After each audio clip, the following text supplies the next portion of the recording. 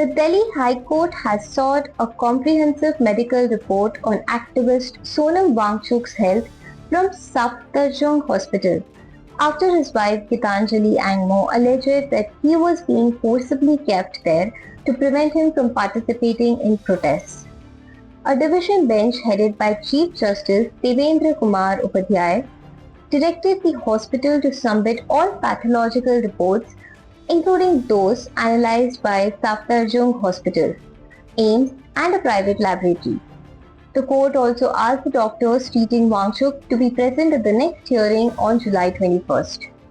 The case relates to Angmo's appeal against a single judge order passed on July 19th. She argued that Wangchuk's right to give informed consent and choose his treatment had not been adequately addressed.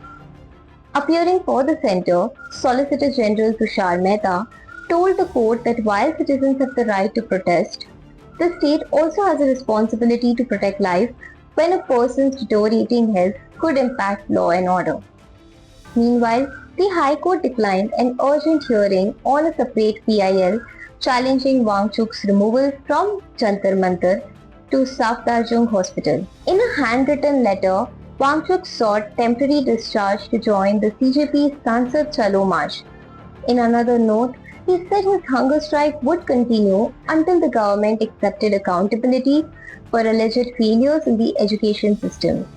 He also claimed he was under illegal detention at the hospital and that his movement, speech and communication were being restricted.